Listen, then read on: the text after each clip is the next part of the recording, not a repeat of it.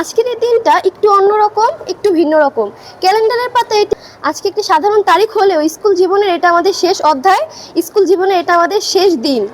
মনে পড়ে যখন আমরা প্রথম এই বিদ্যালয়ে এসেছিলাম সেই দিনের কথা, যখন বড় ব্যাগ কাঁধে নিয়ে ভর করে আমরা জড়তার সাথে স্কুলে প্রবেশ করেছিলাম। কিন্তু বুকের ভিতরে ছিল একরাশ স্মৃতি জমা রয়েছে এখনো আমাদের।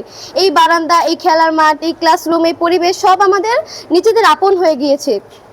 স্যাররা শুধু আমাদের বইয়ের পড়াই শেখাননি, তারা আমাদের শিখিয়েছেন জীবন কিভাবে গড়ে তুলতে হয়, কিভাবে একজনের সাথে ভালো ব্যবহার করতে হয়, কিভাবে অন্যায়ের প্রতিবাদ করতে হয়। টিচাররা আমাদের গুরু এবং ওস্তাদ এবং আমাদের বন্ধুর মতো।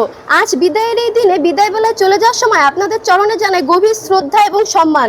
হয়তো অনেক সময় আপনাদের অনেক কথা অবাধ্য হয়েছি অথবা আপনাদের কষ্ট দিয়েছি, কিন্তু আপনারা তা মনে না রেখে আমাদের নিজের সন্তানের মতো ক্ষমা করে দিয়েছেন।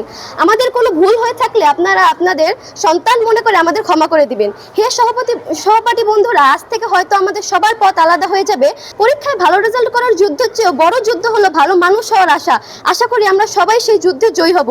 বিদায় কথাটা শব্দটা খুবই ছোট হলেও এর ভার, ওজন এবং অনেক বেশি। আমরা স্কুল থেকে বিদায় নিলেও আমরা নিয়ে যাচ্ছি এক অমূল্যবান শিক্ষা। আমাদের জন্য দোয়া করবেন যেন আমরা আমাদের মা বাবা ও স্কুলের মুখ উজ্জ্বল করতে পারি।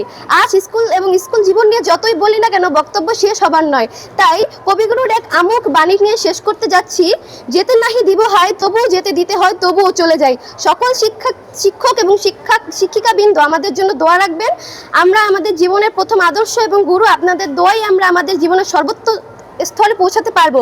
আপনারা সবাই সুস্থ থাকবেন, ভালো থাকবেন, এই প্রত্যাশা রাখি। আসসালামু আলাইকুম।